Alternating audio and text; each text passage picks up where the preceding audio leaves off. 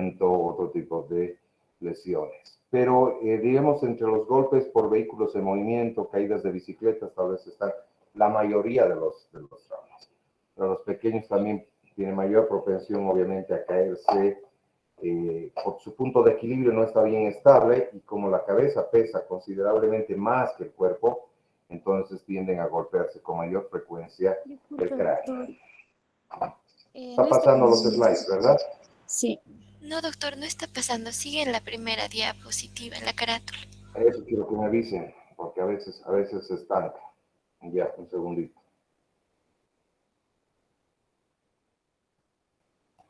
A veces por algún motivo, cuando se hace el show, ya. Ahora pasado, ¿no? Está en etiología. Sí, doctor, ahora sí. Ya, entonces, como les decía, estas lesiones, ¿no?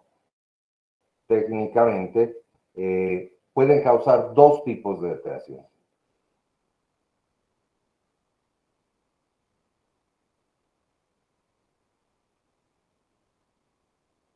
¿No? Las lesiones primarias son aquellas que pueden clasificarse a su vez en dos, en focales o en generalizadas.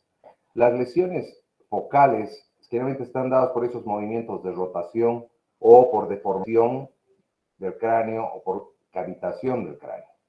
Entre estas están la contusión, las laceraciones craneales, las fracturas, las hematomas.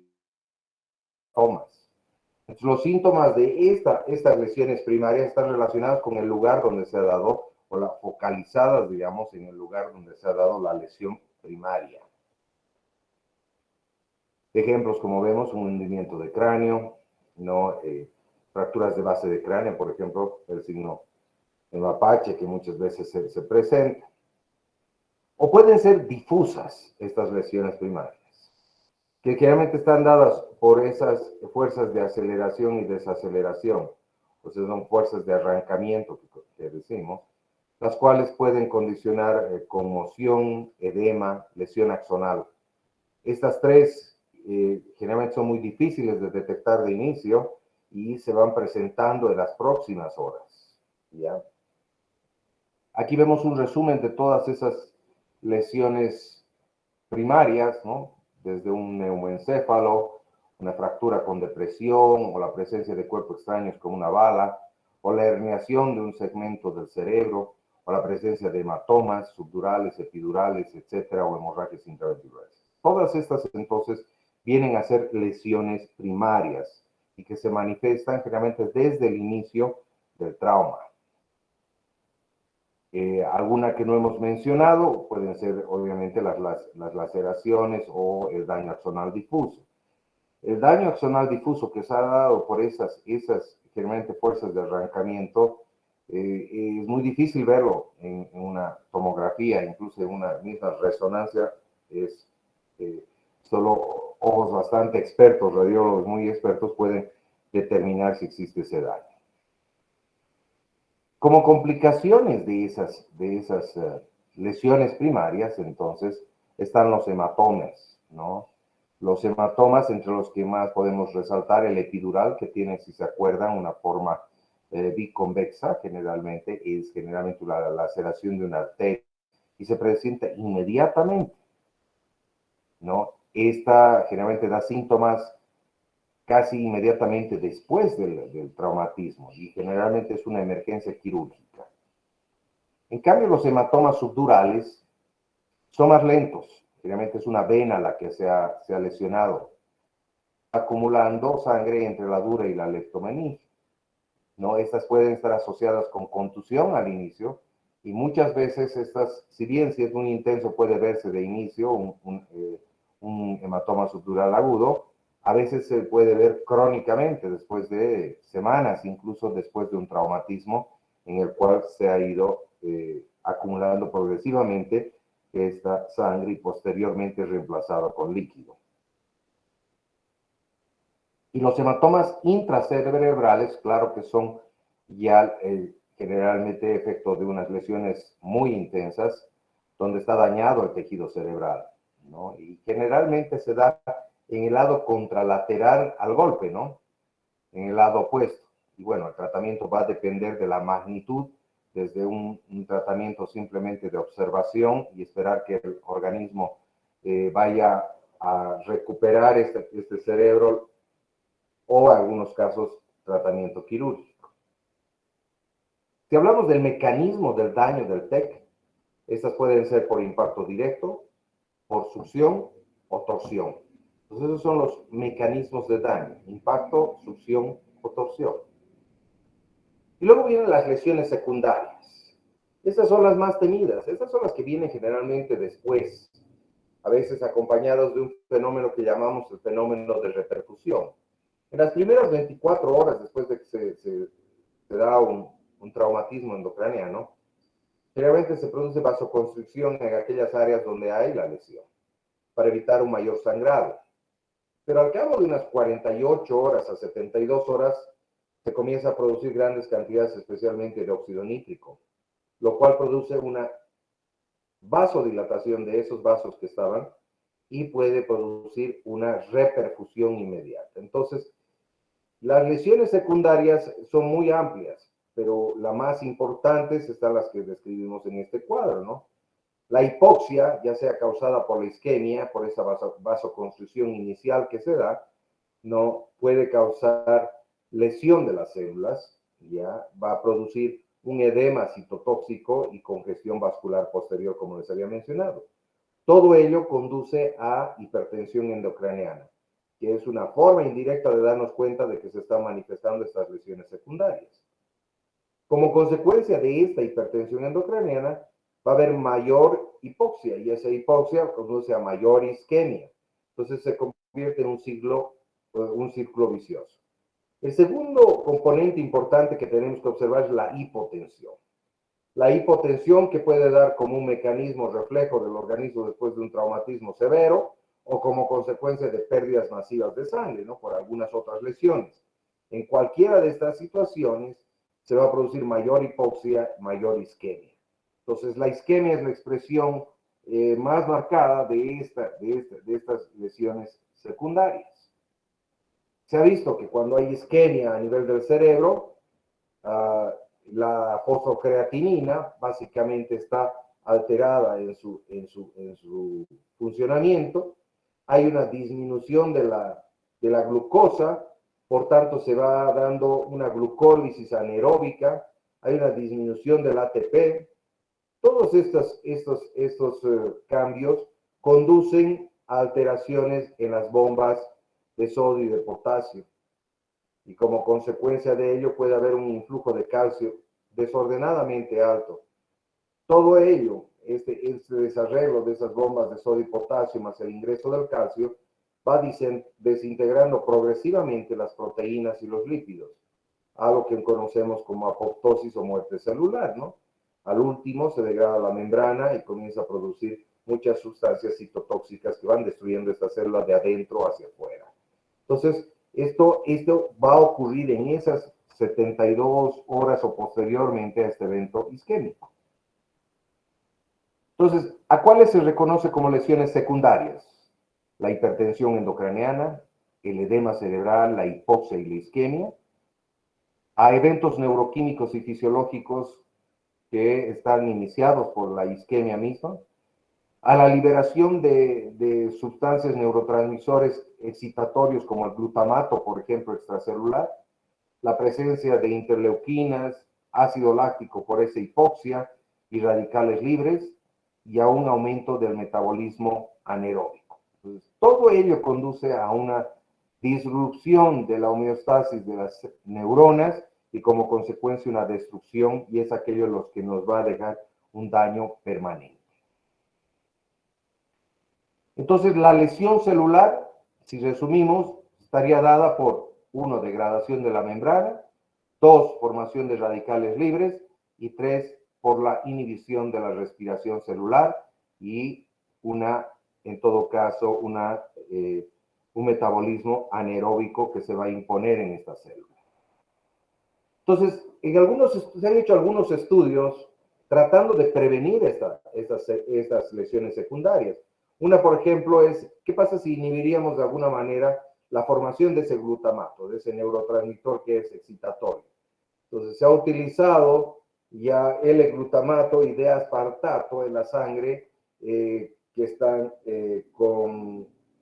teñidos con isótopos radioactivos, ¿no? Y se ha visto que si lograríamos inhibir estos, podría en ratas por lo menos tener un efecto de neuroprotección importante.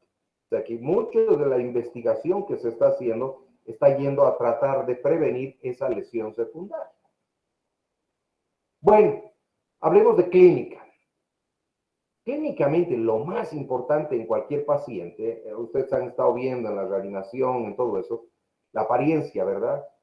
Bueno, la apariencia en el triángulo de la valoración es muy importante. Lo mismo les diría en un paciente que está con una sospecha de un trauma craneoencefálico. Lo más importante es ver el compromiso de conciencia. Se lo puede hacer de una forma cualitativa, por ejemplo, se la podría definir como confuso, el paciente está confuso, crepuscular o obnubilado, o cuantitativamente, ya utilizando algunas escalas. Se puede decir que tiene un sopor leve, moderado o profundo, o ya podríamos hablar de un coma superficial, profunda o carus. Entonces estamos hablando de niveles en los cuales el compromiso de conciencia está dado. Fíjese en este cuadro, en el cual es muy importante, de cómo el tiempo en el cual la persona ha estado afectada de la conciencia influye muchísimo ya en el nivel de afectación que va a tener ese cerebro. Entonces, es importante el tiempo de inconsciencia que tiene la persona. No es lo mismo un paciente que venga con 1 minuto de pérdida de conocimiento que venga un paciente con 5 minutos o 10 minutos de conocimiento.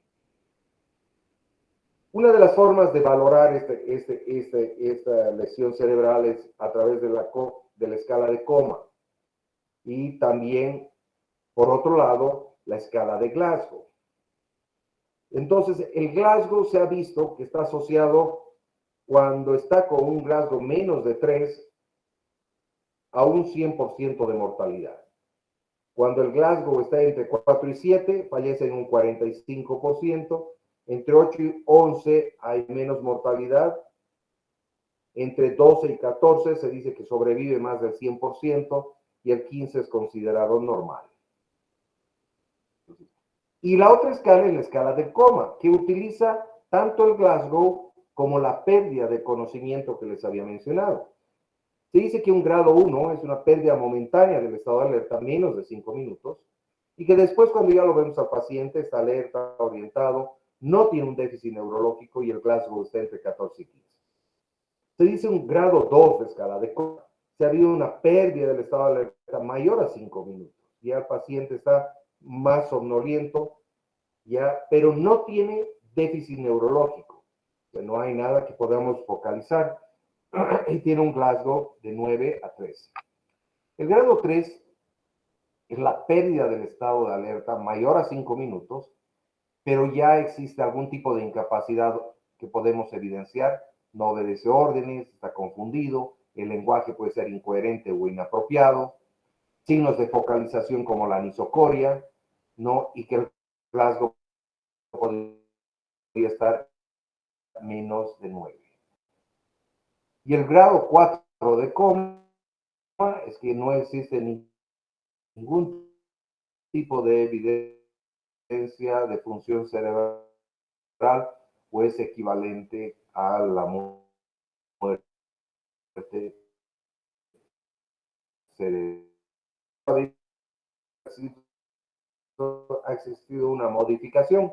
A la derecha podemos observar esa escala pediátrica donde, si bien se le da 4 puntos a la apertura de ojos, ¿no? Se mantiene muy parecida a la de los adultos.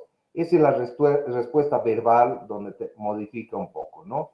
Generalmente no habla muchos de estos lactantes o si habla muy pocas palabras, entonces hay que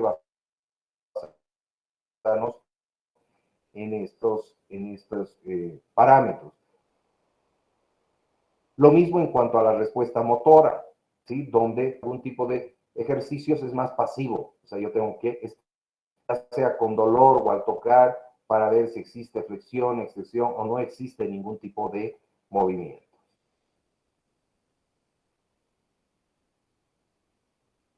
Bueno, enfocándonos ya en el tratamiento, lo primero que se hace es el ABC, como todos saben perfectamente. En este caso, lo que es importante es, primero, evitar la hipoxemia. Si estamos diciendo que el daño secundario está dado por hipoxemia y isquemia, entonces es muy importante evitar la hipoxemia del paciente. Si es necesario, hay que intubarlo. Si no, hay que mejorar la ventilación, porque puede tener otro tipo de lesiones en boca, cuello, etcétera. Se puede utilizar sedación y relajación muscular en algunos casos cuando el paciente, bueno, ha sido intubado y tiene algún otro tipo de lesiones torácicas o el paciente no puede acoplarse muy bien a la ventilación asistida. El segundo pilar es evitar la hipotensión. Hemos dicho que la isquemia es el enemigo número uno en estas lesiones secundarias. Entonces, debemos mantener una presión arterial media adecuada. Pero no se olviden que la presión arterial difiere de acuerdo a la edad, entonces ustedes tienen que tener conocimiento de los diferentes rangos de presión arterial media de acuerdo a las edades. Un recién nacido, por ejemplo, tendrá una presión arterial media alrededor de 40, ¿no? Un niño un lactante de 6 meses probablemente tenga una presión arterial media alrededor de 70 y tantos. Entonces, eso es lo que tenemos que tener en cuenta de acuerdo a la escala. ¿Y por qué es importante? Porque hay algo que se llama la presión de perfusión cerebral. Esta presión de perfusión cerebral no es nada más que la presión arterial media menos la presión intracraneana. Y se dice que una presión de perfusión cerebral mayor a 70 ya se considera normal, ¿ya? Pero eso solo se da siempre y cuando la presión arterial media esté más de 90. Esto nos serviría como un parámetro, digamos, para un niño más de 8 años o un adulto. En los niños tenemos que utilizar entonces parámetros más, en los lactantes menores, tenemos que utilizar parámetros más bajos. Y el tercer pilar es mantener una circulación adecuada para evitar esa pérdida de la autorregulación. Cuando normalmente tiene una persona TEC, no se ve, el cráneo es como la computadora maestra de nuestro cuerpo.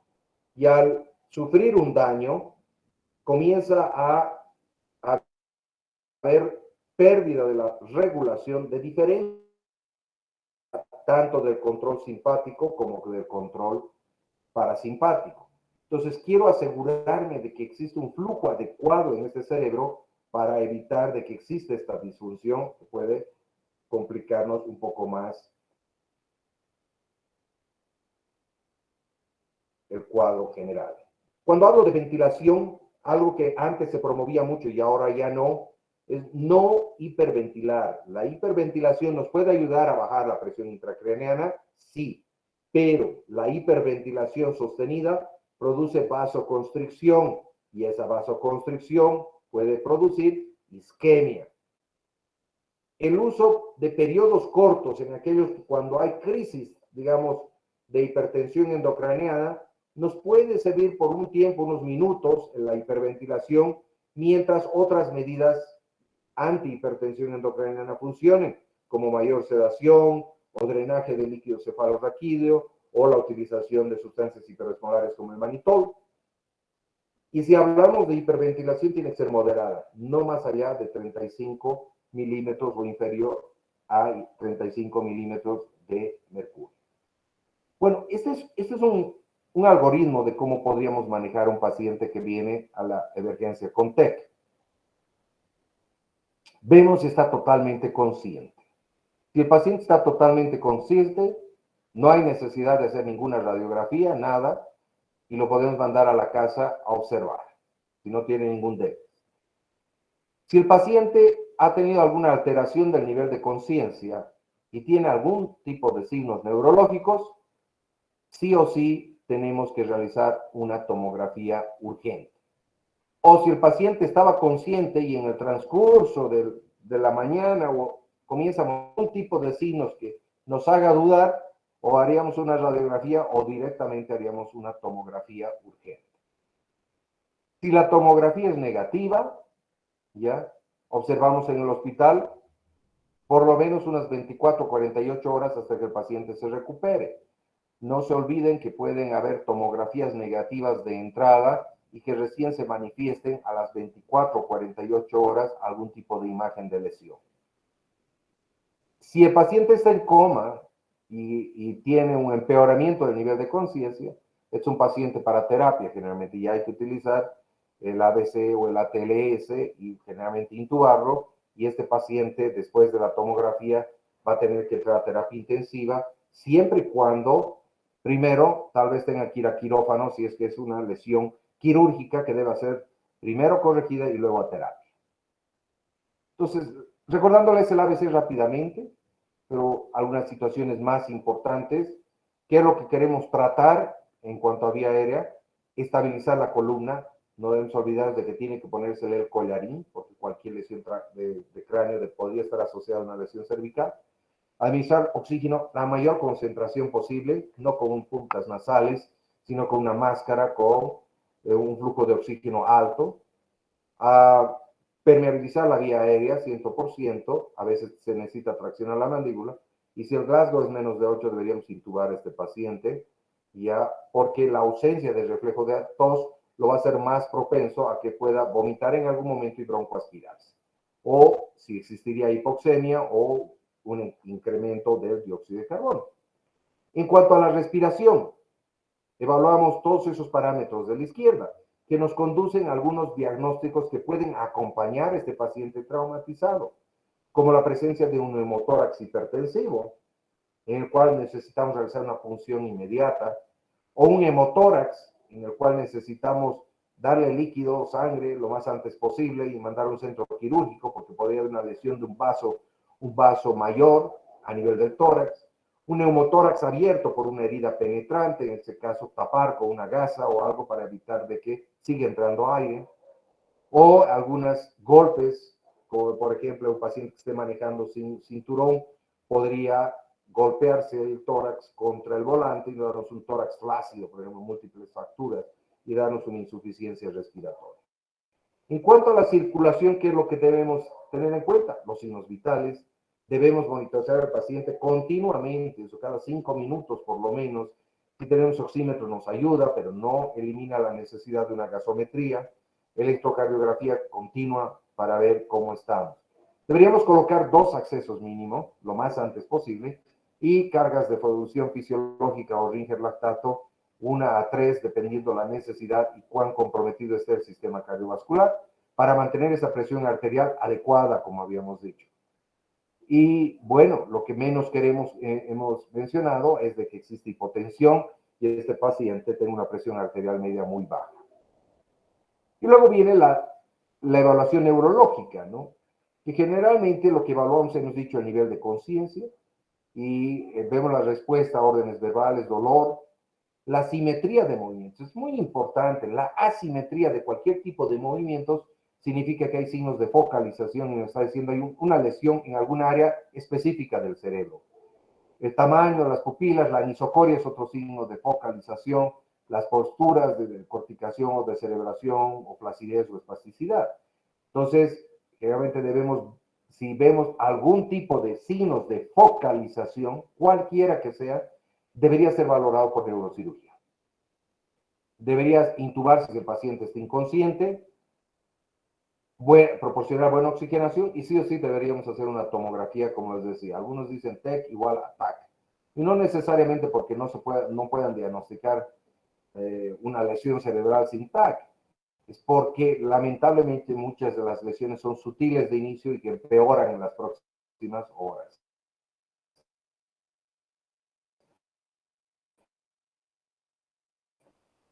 Y es endocraniana y no puedo hacer un TAC y bueno, no tengo otra opción, bueno, le daré mannitol, pero si no, mannitol. Y luego hacemos una exposición general, nos damos la vuelta al paciente para ver la espalda, por ahí tiene alguna herida penetrante ahí, y le colocamos sondas vesicales para ver si hay una lesión renal y hematuria. A veces hacemos ecografías de abdomen, que puede venir una lesión hepática, una lesión esplénica.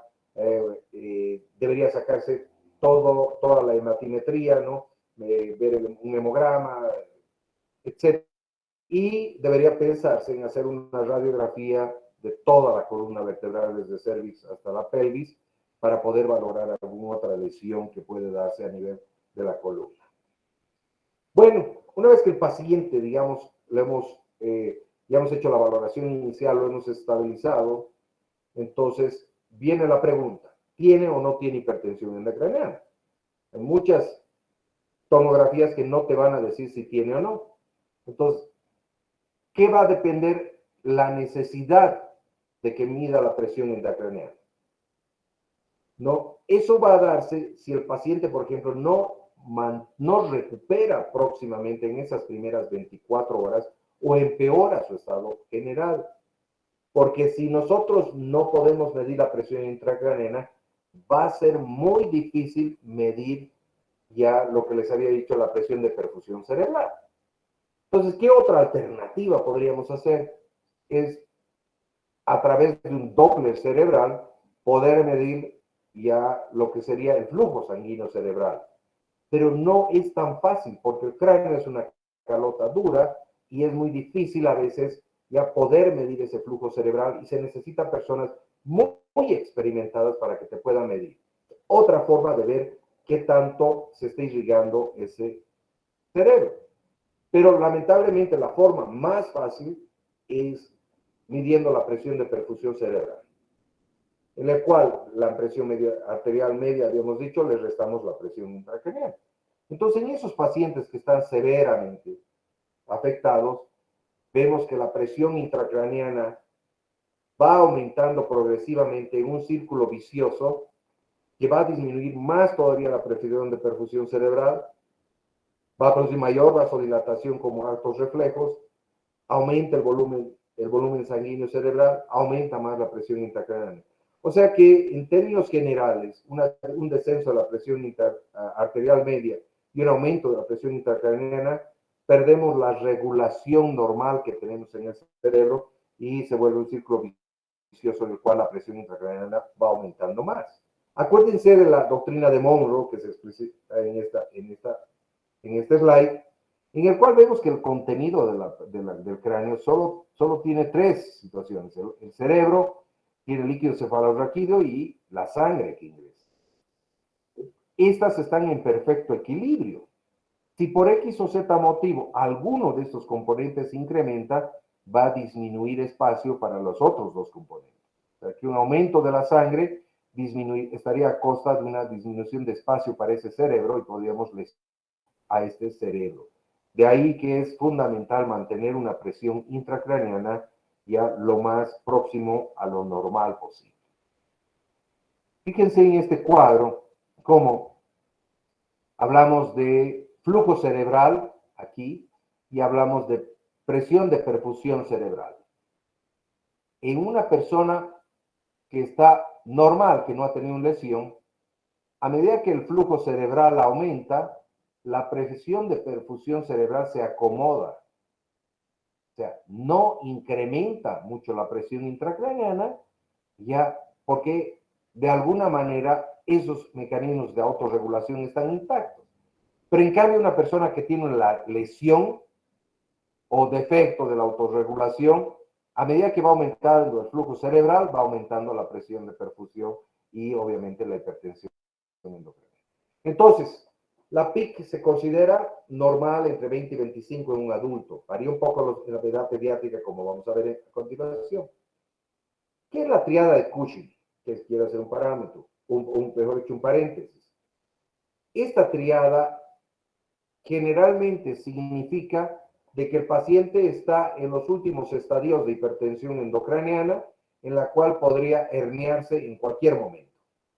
Y está dada generalmente por hipertensión arterial, bradicardia y bradipnea. O sea, ya quiere decir de que los centros respiratorios y circulatorios del bulbo y protuberancia están bajo presión por esa hipertensión. Entonces, cuando ustedes vean un paciente con TEC y que tenga una triada de Cushing, les está diciendo a gritos, cualquier momento me voy a enclavar y ya no voy a poder salir y es muerte cerebral. Es lo que les decía hace rato. Podemos hacer un ATAC y ver la PIC. 60% de los pacientes con TEC y TAC anormal tienen elevación de la PIC. Entonces, ese estaría más o menos casi 2/3. Sin embargo, 13% de casos con TEC clínico y una TAC normal tienen elevación de presión intracraneal. O sea que había un buen porcentaje de pacientes que podríamos estar ya nosotros dejando pasar y que tiene hipertensión endocraniana y con una TAC normal.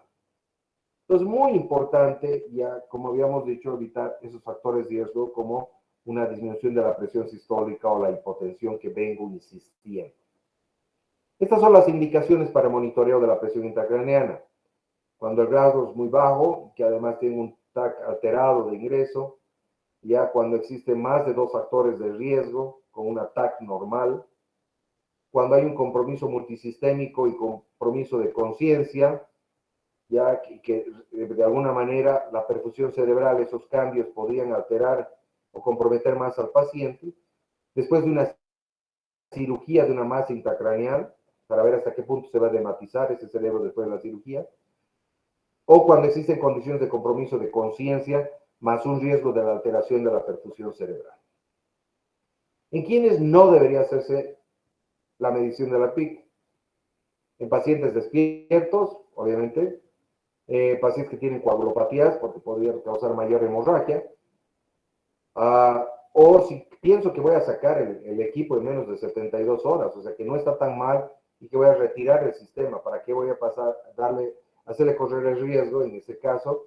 O si es por precaución, en esos casos no existe porque es muy invasivo la monitorización de la presión intracraneal.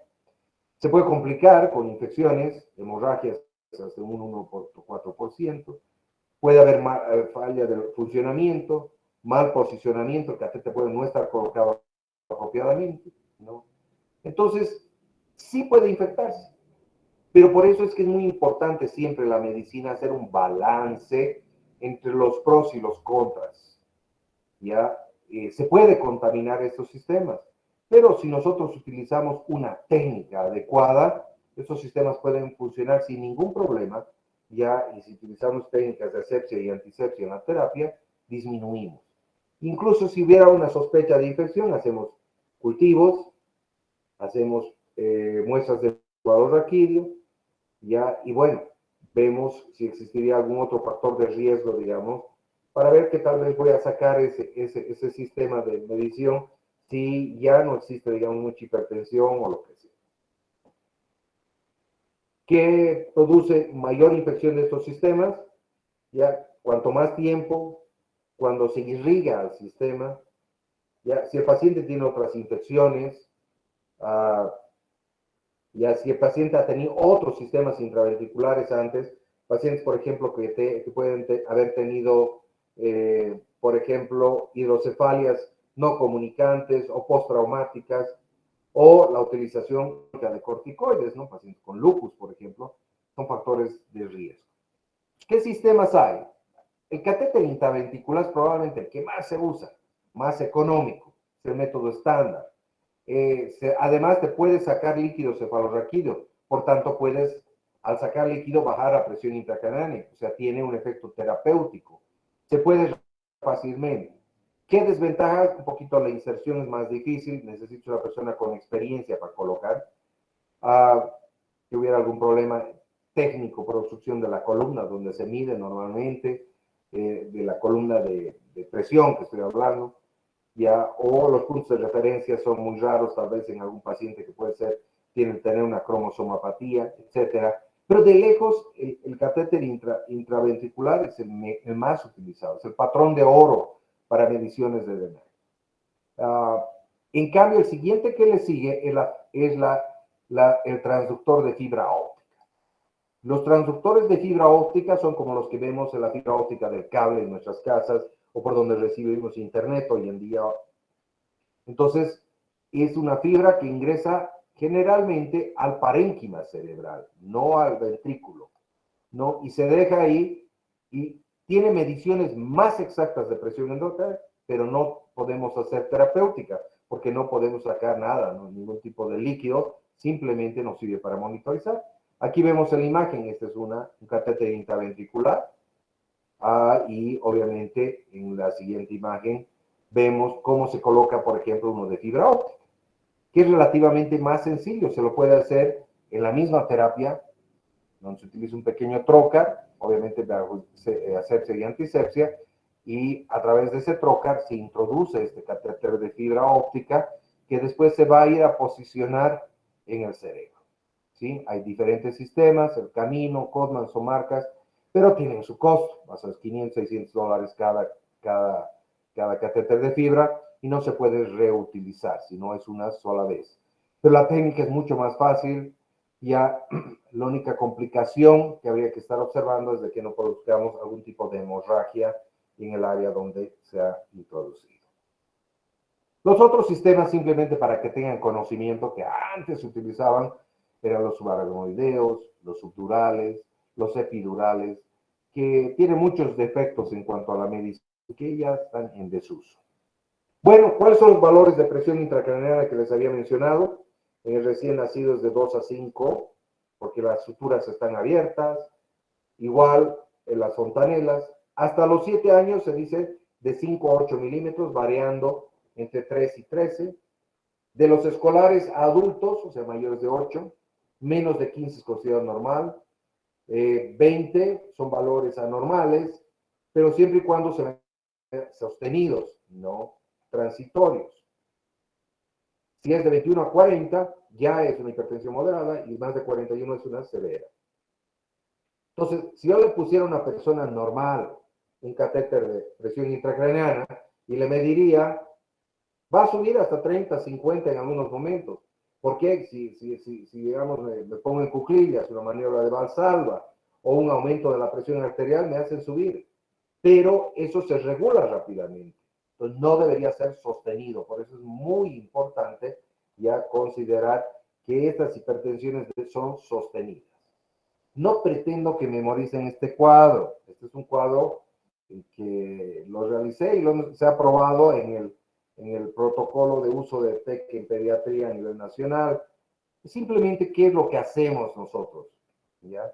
Desde una valoración inicial, como les había dicho, el traumatismo, detectamos la gravedad, si tiene un rasgo menos, hacemos todo lo que habíamos mencionado, elevación de la cabecera a 30 grados, control de la temperatura, lo intubamos si es necesario. En este caso podríamos tal vez hiperventilar hasta ver qué es lo que está pasando un poco, reanimamos con fluidos para mantener la presión, le damos sedación y analgesia para evitar esas crisis de hipertensión. A veces, si está intubado, tienes que paralizarlo y sedarlo profundamente. Y en ocasiones le voy a dar manitol o solución hipertónica. Pero lo ideal es no dar nada de esto hasta que no haga una tomografía. Porque la tomografía voy a decidir si esto es quirúrgico o no quirúrgico. Si es quirúrgico, tiene que ir sí o sí a un centro quirúrgico.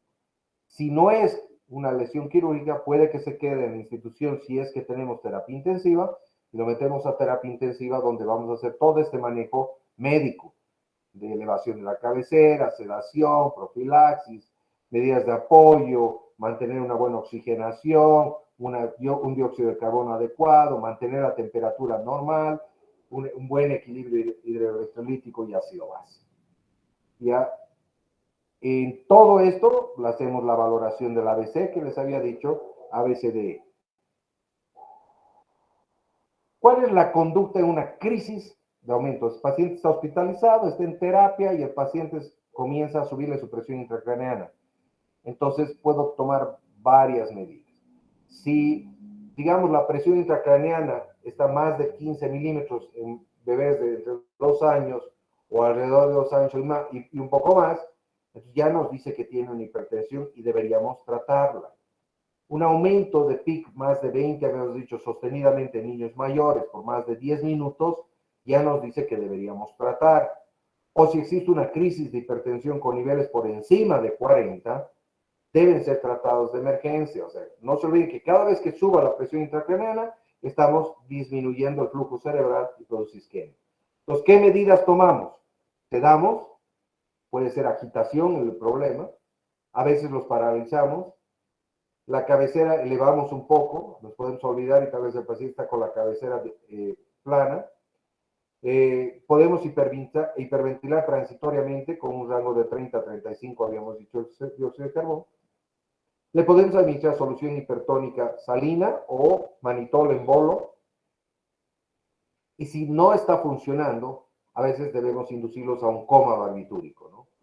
Ya, especialmente para tratar de mantener que la presión esté menos de 25, ya en estos niños mayores de 2 años y menos de 20 en niños menores de 2 años. ¿Ya?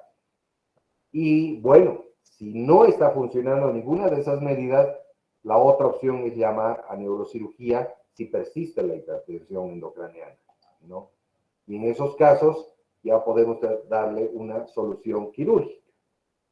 Habíamos hablado un poco de esto, de la presión cerebral, por tan importante el manejo de esta presión intracraneana. Hay otra forma de manejar estos pacientes que no sea la presión, midiendo la presión intracraneana. Es utilizando o valorando el metabolismo cerebral. Se coloca un catéter bulbo-yugular o yugular-vulvar, parece algo terrible. No, es fácil. El catéter que normalmente ponemos, el catéter venoso central que ponemos en la yugular y que está yendo hacia el corazón, lo ponemos invertido. Entonces, en vez de que vaya hacia el corazón, lo subimos hacia el cerebro, hasta donde se enclave, hasta donde ya no pase más.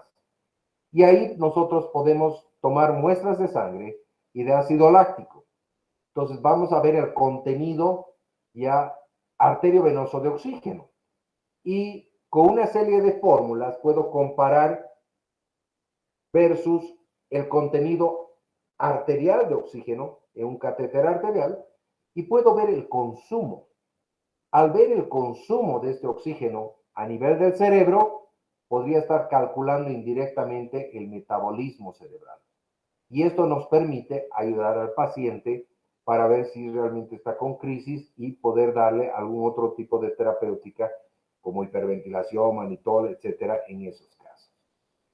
Esta es la segunda parte de ese algoritmo que les decía, cuando ya el paciente está monitorizado para la PIC, ¿no? Y debemos tratar esa hipertensión craneana para evitar la triada de Cushing que les mencioné.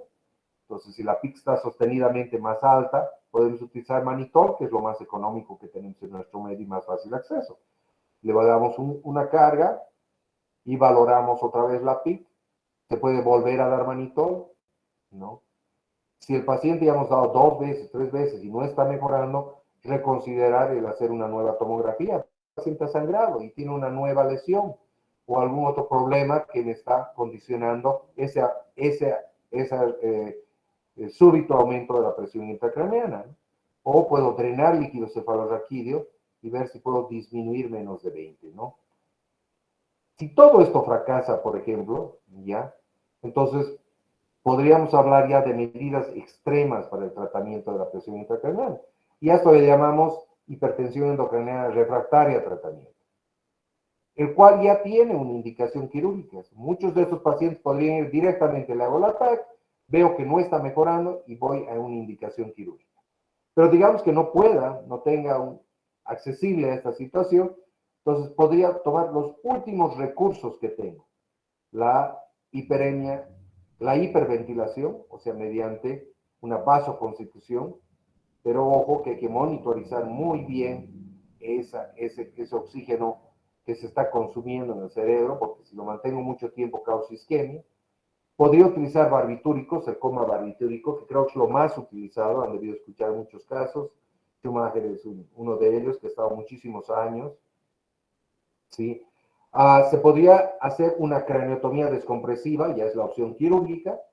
Un drenaje lumbar, que también es otra opción quirúrgica, no se utiliza mucho, se prefiere la craneotomía. Y la hipotermia moderada, que si tenemos los equipos adecuados, podemos bajar la temperatura corporal del organismo y del cerebro ya para disminuir el metabolismo. Entonces, se ha visto que si ese cerebro está utilizando menos oxígeno y le llega menos oxígeno, entonces no se lesiona tan rápidamente.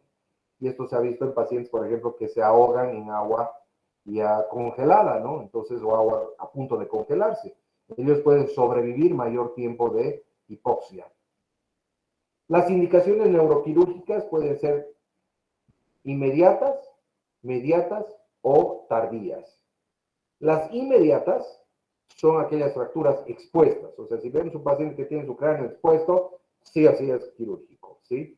Con o sin exposición, porque eso se va a contaminar y obviamente puede haber una infección terrible. Hematomas epidurales y subdurales agudos con sintomatología, hemorragias parenquimatosas que producen desplazamiento de la línea media o que está herniando internamente algunas estructuras subyacentes. O como en el caso que habíamos dicho de una hipertensión endocraniana sostenida, podríamos realizar entonces una craniotomía descompresiva. Se dice en aquella hipertensión endocraniana maligna, cuando se mantiene refractaria a tratamientos más allá de 30 milímetros de mercurio. Entonces, diferentes técnicas en las que generalmente se abre el cráneo en varios segmentos, ¿no? Como podemos observar en esta tomografía, en el cual se ha abierto a nivel parietotemporal una ventana, se ha dejado herniar, ¿no? Hay una herniación, sí, evidentemente, y que posteriormente, cuando ya recuperan el paciente, se puede volver a tapar. A veces se saca el mismo cráneo y se lo coloca en el tejido celular subcutáneo debajo de la piel del paciente para mantenerlo viable para después volver a colocar. O a veces se utiliza platino, digamos, para reponer. Pero esta medida puede salvar muchas vidas, personas que ya estaban a punto de irse. Con la craneotomía podemos darle espacio y tiempo a que ese cerebro recupere lo más que pueda. Cirugía inmediata, cuando hay fracturas hundidas de un recién nacido lactante, podemos esperar un poquito, ver que sus condiciones estén mejor, o cuando hay hematomas subdurales crónicos, ¿no? Que no es agudo, no tiene signos de hipertensión endocraniana, podemos igual hacerlo posteriormente. Y tardía, generalmente son las complicaciones, ¿ya? Como por ejemplo la formación de quistes leptomeningios o higromas subdurales, o en un paciente que se quede con una epilepsia traumática, por ejemplo, y tiene un foco epileptógeno que no le deja tranquilo y que está convulsionando y tiene que utilizar muchos medicamentos, son opciones ya de una cirugía.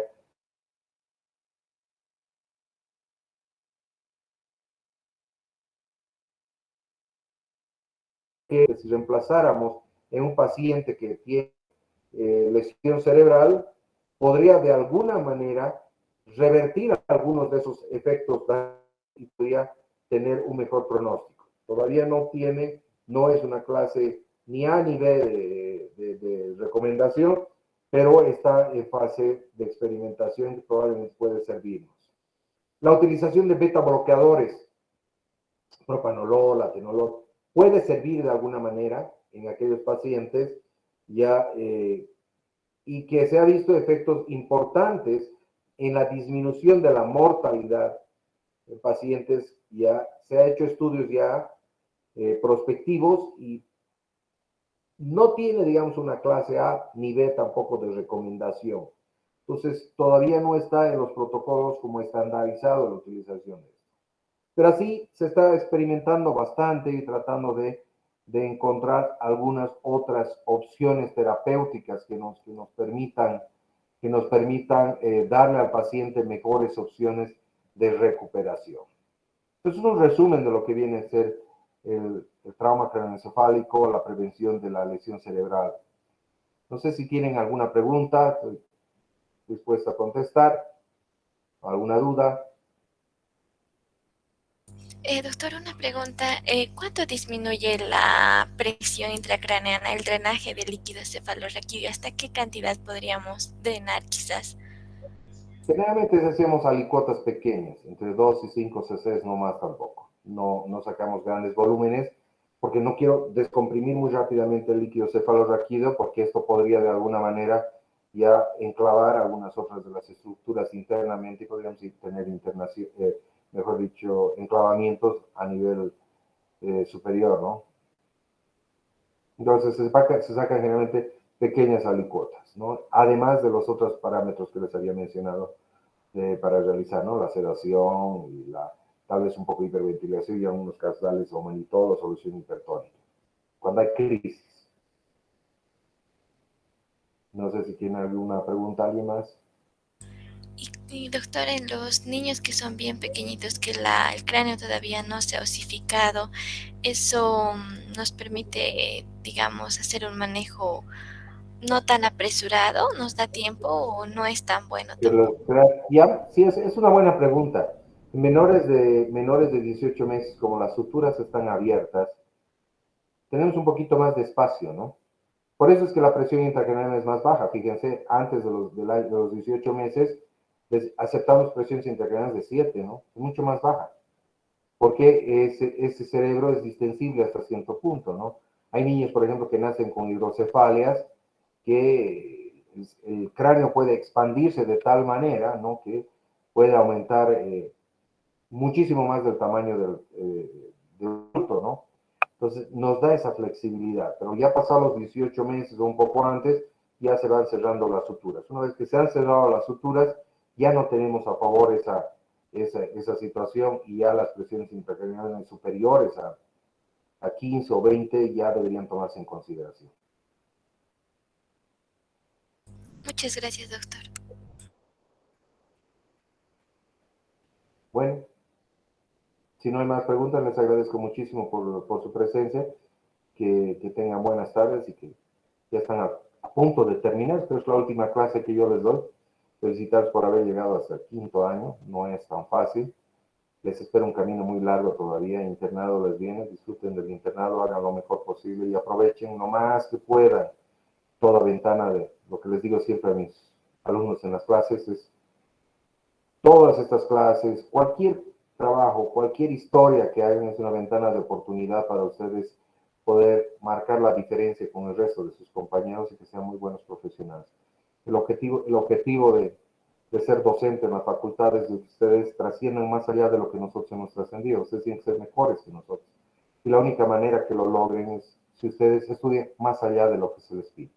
Lo que pedimos en la facultad realmente es la base nada más. Es como el kinder de la medicina.